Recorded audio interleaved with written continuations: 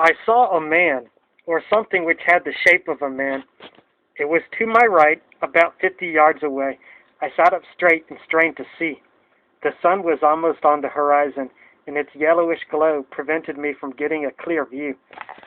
I heard a peculiar roar at that moment. It was like the sound of a distant jet plane. As I focused my attention on it, the roar increased to a prolonged, sharp, metallic whizzing, and then it softened until it was a mesmerizing, melodious sound. The melody was like the vibration of an electrical current.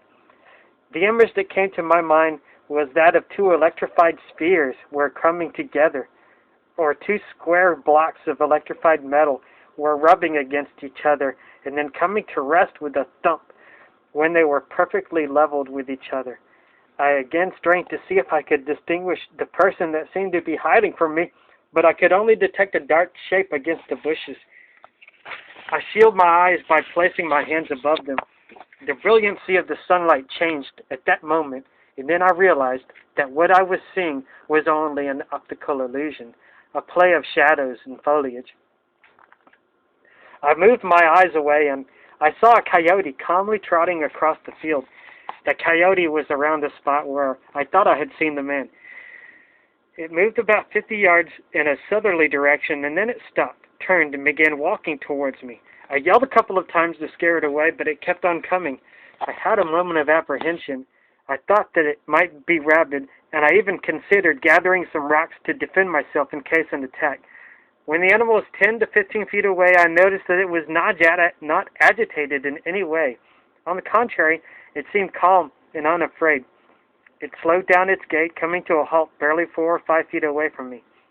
We looked at each other, and then the coyote came even closer. Its brown eyes were friendly and clear. I sat down on the rocks, and the coyote stood almost touching me. I was dumbfounded. I had never seen a wild coyote that close, and the only thing that occurred to me at that moment was to talk to it. I began as one would talk to a friendly dog, and then I thought that the coyote talked back to me. I had the absolute certainty that it had said something. I felt confused, but I did not have time to ponder upon my feelings, because the coyote talked again. It was not that the animal was voicing words the way I am accustomed to hearing words being voiced by human beings. It was rather a feeling that it was talking.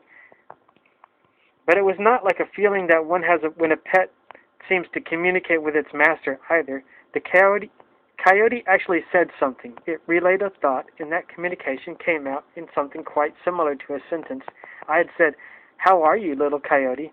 And I thought I had heard the animal respond, "I'm all right, and you?" Then the coyote repeated the sentence, and I jumped to my feet.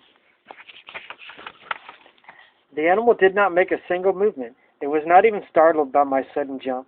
Its eyes were still friendly and clear. It lay down on its stomach and tilted its head and asked, "Why are you afraid?" I sat down facing it, and I carried on the weirdest conversation I had ever had. Finally, it asked me what I was doing there, and I said I had come there to stop the world. The coyote said, "Que bueno," and then I realized that it was a bilingual coyote. The nouns and verbs of its sentence were in English, but the conjunctions and exclamations were in Spanish. The thought crossed my mind that I was in the presence of a Chicano coyote. I began to laugh at the absurdity of it all, and I laughed so hard that I became almost hysterical. Then the full weight of the impossibility of what was happening struck me, and my mind wobbled. The coyote stood up, and our eyes met. I stared fixedly into them. I felt they were pulling me, and suddenly the big animal became iridescent. It began to glow.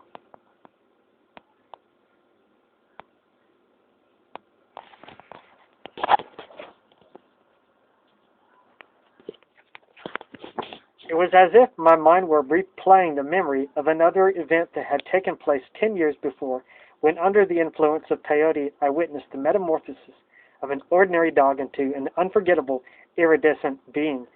It was as though the coyote had triggered the recollection, and the memory of that previous event was summoned and became superimposed on the coyote's shape. The coyote was a fluid, liquid, luminous being. Its luminosity was dazzling. I wanted to cover my eyes with my hands to protect them, but I could not move. The luminous being touched me in some undefined part of myself, and my body experienced such an exquisite, indescribable warmth and well-being that it was as if the touch had made me explode. I became transfixed. I could not feel my feet or my legs or any part of my body, yet something was sustaining me erect. I have no idea how long I stayed in that position. In the meantime, the luminous coyote and the hilltop where I stood melted away. I had no thoughts or feelings. Everything had been turned off, and I was floating freely.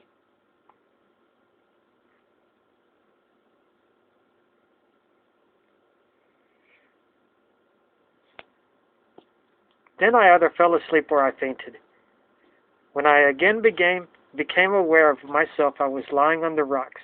I stood up. The world was as I had always seen it. It was getting dark, and I automatically started on my way back to my car.